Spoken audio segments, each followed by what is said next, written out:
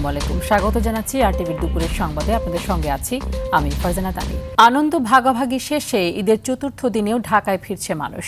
টানা 7 দিনের ছুটি শেষে আগামীকাল থেকে খুলবে অফিস আদালত, তাই জীবিকার তাগিদেই কর্মস্থলে যোগ দিতে রাজধানীতে ফেরা। রাজধানীর কমলাপুর রেল স্টেশনে দেখা যায় মানুষের ঢল, তবে ঢাকা ছাড়তেও দেখা যায় বহু মানুষকে। বাস ও লঞ্চের চিত্র একই রকম। শিক্ষা প্রতিষ্ঠান খুলবে 7 জুন, তবে মাদ্রাসাগুলোর ছুটি বেশি থাকায় সেগুলো খুলবে আগামী 14 জুন রবিবার থেকে।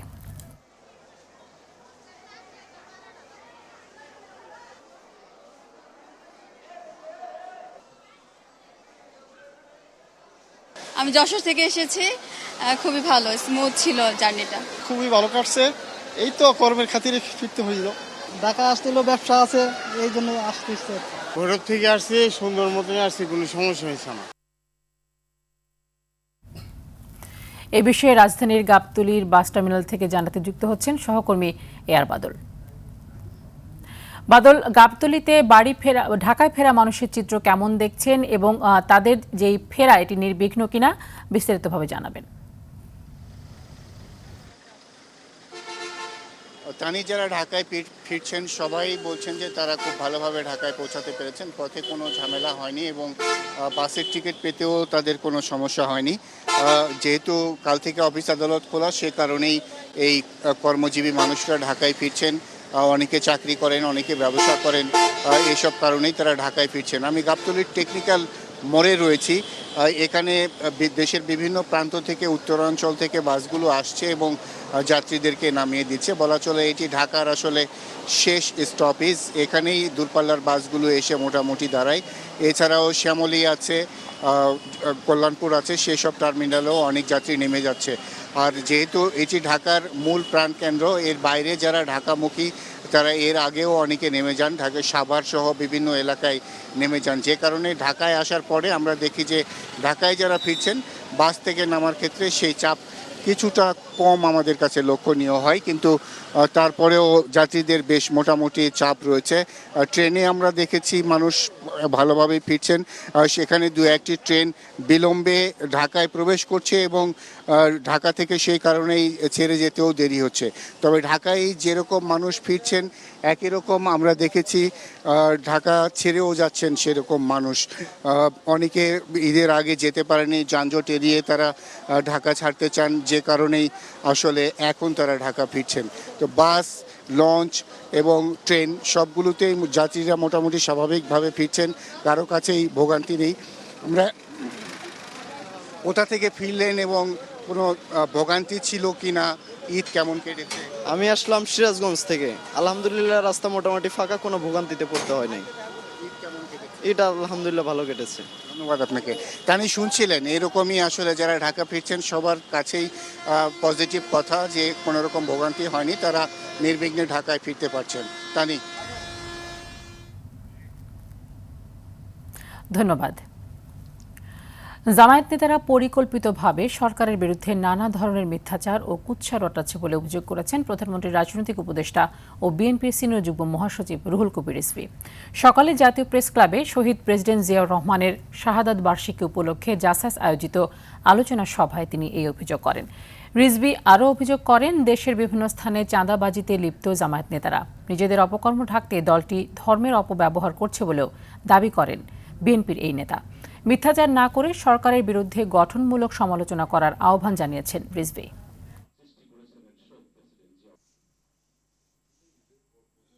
৭১-এর জামাত হানাদার বাহিনীর সাথে আঁতাত করে এদেশেরই মানুষের উপর যখন জুলুম, নির্যাতন, হত্যা, খুন হচ্ছিল সেটাকে সমর্থন করেছে ওইটা। আর এখনকার জামাত হচ্ছে অপপ্রচার, মিথ্যাচার সহ নানা ধরনের অপকর্মের সাথে। এই দুইটা পার্থক্য। ছাত্রলীগের মধ্যে, আওয়ামী লীগের মধ্যে ঢুকে থেকে গুপ্ত রাজনীতি করেছে, অনেক গুপ্ত চাঁদাবাজও জামাতের মধ্যে আশ্রয় নিয়ে আছে। চট্টগ্রামের জঙ্গল সলিমপুরে বিগত 17 বছরের দুর্বৃত্তায়নের রাজনীতির একটি নমুনা বলে মন্তব্য করেছেন স্বরাষ্ট্রমন্ত্রী সালাউদ্দিন আহমদ। সকালে চট্টগ্রামের সীতাকুণ্ডের জঙ্গল সলিমপুর পরিদর্শনে গিয়ে এসব কথা বলেন তিনি। জঙ্গল সলিমপুর ও আলীনগরে আর কোনো বিচ্ছিন্ন সন্ত্রাসী বা অপরাধী চক্রের অভয়ারণ্য থাকবে না বলেও হুঁশিয়ারি দেন তিনি। চট্টগ্রাম প্রতিনিধি সাইফুল মাহমুদের পাঠানো তথ্য ও চিত্রে বিস্তারিত জানাচ্ছেন সাকিব আল হাসান। আইনশৃঙ্খলা রক্ষাকারী বাহিনীর শীর্ষস্থানীয় কর্মকর্তা ও রাজনৈতিক নেতাদের সাথে নিয়ে সকালে চট্টগ্রামের সীতাকুণ্ডের জঙ্গল সলিমপুর পরিদর্শনে যান স্বরাষ্ট্রমন্ত্রী সালাউদ্দিন আহমদ। বলেন, বিগত 17 বছর রাজনীতির দুর্বৃত্তায়নের মধ্য দিয়ে যে ধরনের দুর্বৃত্তের রাষ্ট্র গড়ে তোলার চেষ্টা হয়েছিল তার একটি প্রত্যক্ষ নমুনা এই জঙ্গল সলিমপুর। বিগত 17 বছরের দুর্বৃত্তায়নের রাজনীতি অথবা রাজনীতির দুর্বৃত্তায়ন যাই বলি, তার মধ্য দিয়ে রাষ্ট্রের মধ্যে দুর্বৃত্তের রাষ্ট্র গঠিত হয়েছিল। সেটার একটা নমুনা হচ্ছে এই জঙ্গল সলিমপুর। রাজধানী সহ সারা দেশের অপরাধমূলক কর্মকাণ্ড কমাতে হলে সন্ত্রাসবাদের এই অভয়ারণ্য নির্মূল আগে প্রয়োজন। তাদেরকে কিভাবে পুনর্বাসন করা যায় সেটা আমরা একটা পরিকল্পনা করব। তাদের কাউকে এখান থেকে আপাতত উচ্ছেদ করা হবে না। সুতরাং কেউ যদি এখানে ভীতির সৃষ্টি করতে চায় যে উচ্ছেদ করা হবে ইত্যাদি করা হবে, তারা যেন প্রশাসনের সাথে আগেই যোগাযোগ করে। এ সময় মাদক, সন্ত্রাস, জুয়া ও বিশেষ করে কিশোর গ্যাং নির্মূলে বিদ্যমান আইনের সংস্কার প্রয়োজন বলেও জানান তিনি।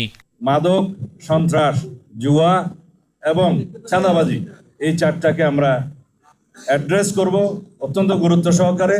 এগুলোকে আমরা নির্মূল করার চেষ্টা করব। তার জন্য আমরা আইনি সংস্কার করছি, কারণ দেখা যায় 1867 সনের জুয়া আইনের মধ্য দিয়ে জুয়াকে নিয়ন্ত্রণ করা যাচ্ছে না। গত 24 মে রাতে জঙ্গল সলিমপুরে যৌথ বাহিনীর নির্মাণাধীন একটি ক্যাম্প বোল্টোচার দিয়ে গুড়িয়ে দেয় সন্ত্রাসবাদীরা। এ সময় একটি ক্যাম্পে সশস্ত্র আক্রমণও চালায় তারা। জবাবে পুলিশ ও র্যাব পাল্টা গুলি ছুড়লে সন্ত্রাসীরা পিছু হটে। সাকিব আল হাসান, RTV। আগামীকাল রামিসা হত্যা ও ধর্ষণ মামলার বিচার শুরু হবে। এই মামলায় সর্বোচ্চ শাস্তির আশা করছে সরকার বলে জানিয়েছেন আইনমন্ত্রী মোহাম্মদ আসাদুজ্জামান। সকালে ঝিনাইদহের শৈলকুপায় এক অনুষ্ঠানে তিনি এই কথা বলেন। এ সময় তিনি আরও বলেন, 1 সপ্তাহের মধ্যেই পুলিশ চার্জশিট দিয়েছে। চার্জশিট দেওয়ার পর আদালত খোলার প্রথম দিনেই শুনানির জন্য রাখা হয়েছে। আদালতের কাছে সরকারি পক্ষ সর্বোচ্চ সাজা প্রার্থনা করবে, বাকিটা আদালতের এখতিয়ার। সংবিধান সংশোধন কমিটির জন্য বিরোধী দল এখনও কোনো নাম জমা দেয়নি বলেও জানান আইনমন্ত্রী। স্বচ্ছতা ও জবাবদিহিতা, আলহামদুলিল্লাহ আমরা 1 সপ্তাহের মধ্যে চার্জশিট দিতে পেরেছি সঠিকভাবে। বাকিটা আদালতের কাজ, আদালতকে আমরা সহযোগিতা করব। আদালত চার্জশিট পাওয়ার পরেই আগামীকাল কোর্ট খুলবে, আদালত খুলবে, সেখানে প্রথম দিনেই এই মামলাটার গুরুত্ব বিবেচনা করে শুনানির জন্য রেখেছেন। মাদকের রুট বদলে গেলেও বাংলাদেশে থামছে না পাচার। সীমান্ত থেকে শহর সবখানে ছড়িয়ে পড়ছে এর প্রভাব। আন্তর্জাতিক সিন্ডিকেট, প্রযুক্তি নির্ভর নেটওয়ার্ক এবং নতুন কৌশলের বিরুদ্ধে কতটা কার্যকর হচ্ছে অভিযান, সেই প্রশ্ন এখন বড় হয়ে উঠছে। সীমান্ত ছাড়াও সমুদ্রপথ এমনকি আকাশপথ ব্যবহার করে দেশে ঢুকছে ইয়াবা, হেরোইন, আইস সহ নানা ধরনের মাদক।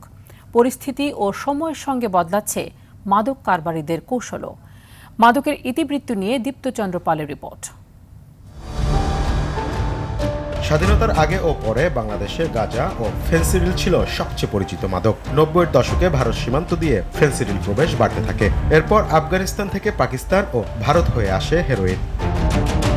2000 সালের পর নতুন আতঙ্ক আসে ইয়াবা। মিয়ানমারের রাখাইন অঞ্চলে গড়ে ওঠা অবৈধ কারখানা থেকে উৎপাদিত ইয়াবা দ্রুত ছড়িয়ে পড়ে বাংলাদেশে। এরপর যুক্ত হয় আইস বা ক্রিস্টাল মেথ, যাকে বলা হচ্ছে নতুন প্রজন্মের ভয়ঙ্কর মাদক। সীমান্ত দিয়েই বাংলাদেশে আপনি যতগুলি মাদকের নাম নেবেন, বাংলাদেশে যেগুলি ব্যবহার আছে প্রায় সবগুলি কিন্তু দেশের বাইরে থেকেই আসে। নতুন সংযোজন হয়েছে মাদকের মধ্যে, যে ওই যে আইস, LSD, এগুলি কিন্তু অনেক সময় মানে সমুদ্রপথে কিংবা বিমান পথেও বাংলাদেশে ঢুকছে। আমরা চেষ্টা করছি সবগুলো বিষয় নিয়ে কাজ করার জন্য, এবং আমরা প্রতিদিনই বিপুল পরিমাণ মাদক আটক করছি এবং মাদক কারবারিকেও আমরা গ্রেপ্তার করছি। সাম্প্রতিক সময় আন্তর্জাতিক চক্র সমুদ্র বন্দর ও বিমানবন্দর ব্যবহার করছে সিনথেটিক ড্রাগ পাচারে। কুরিয়ার সার্ভিস ও লাগেজের ভেতরেও মিলছে মাদকের চালান। ক্রিস্টাল আইস জাস্ট রিসেন্ট ধরেছি আমরা কিছু, প্রায় 700 থেকে 800 গ্রামের মতো।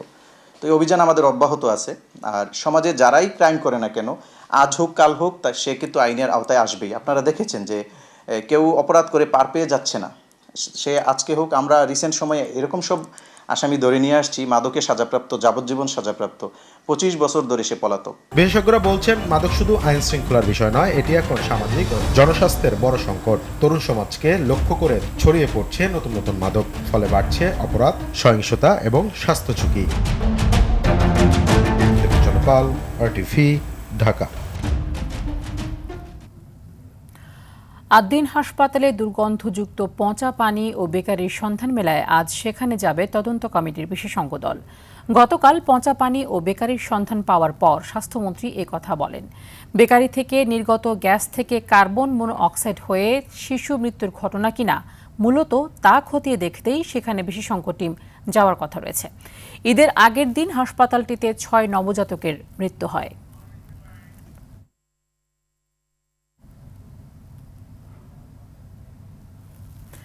মানিকগঞ্জের দৌলতপুরে বড় ভাইয়ের স্ত্রী ও সন্তানকে হাতুড়ি দিয়ে পিটিয়ে হত্যার অভিযোগ উঠেছে ছোট ভাই ইউসুফ আলীর বিরুদ্ধে। শনিবার রাত 12টার দিকে মানিকগঞ্জের দৌলতপুর উপজেলার বাঁচামারা ইউনিয়নের কাচারিপাড়া এলাকায় এই নির্মম ঘটনা ঘটে। পুলিশ জানিয়েছে, বড় ভাই সালামের সাথে পারিবারিক কলহ দেখা দিলে রাতে সালামের অনুপস্থিতিতে স্ত্রী ও সন্তানকে হাতুড়ি দিয়ে পিটিয়ে হত্যা করে ছোট ভাই ইউসুফ আলী। ঘটনার পর থেকে অভিযুক্ত ছোট ভাই পলাতক রয়েছে।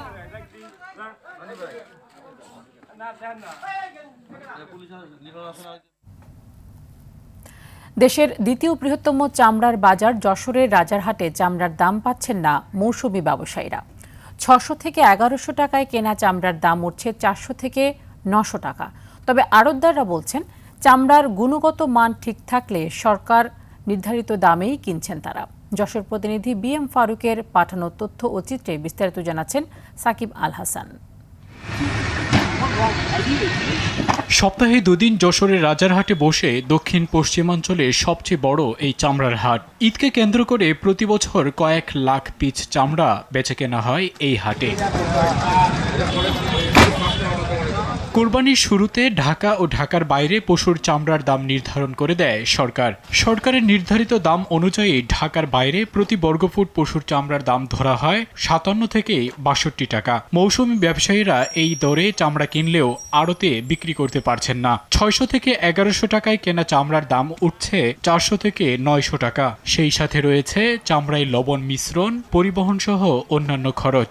বাড়ি বাড়ি ঘুরে চামড়া কিনলাম 50 টাকা, লবণ দিয়ে 70 টাকা পড়ে গেল, দাম হচ্ছে 20 টাকা। ছাগলের চামড়া কিনেছে 100 টাকা 150 টাকা, এখন দাম হচ্ছে 40 টাকা 20 টাকা 50 টাকা, এর বেশি দাম হচ্ছে না। লবণ খরচটা দিয়ে দেখা গেল 550 করে পড়ে গেছে, আর এর বেঁচেছে 400 টাকা করে। 40 পিস মাল বেচে 10,000 টাকা লস, আরো খাটনি তো আজ 3 দিন ঘুমায়নি। আড়তদারদের দাবি, চামড়ার গুণগত মান ঠিক থাকলে সরকারি মূল্যেই চামড়া কেনা হচ্ছে। ভালো মালটা সরকারের নির্ধারিত দামে কেনাকাটা হচ্ছে, আর মনে করেন খারাপ ছোট যেগুলো নষ্ট হয়ে গেছে এগুলো তার দাম ভালো দামে কেউ কিনবে না, আর ভালো দামে বিক্রি হবে না, সেইগুলো দাম কম।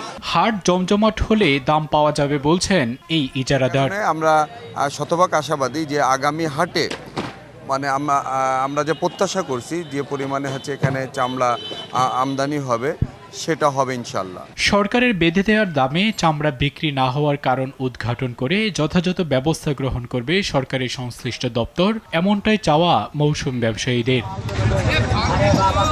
সাকিব আল হাসান, RTV।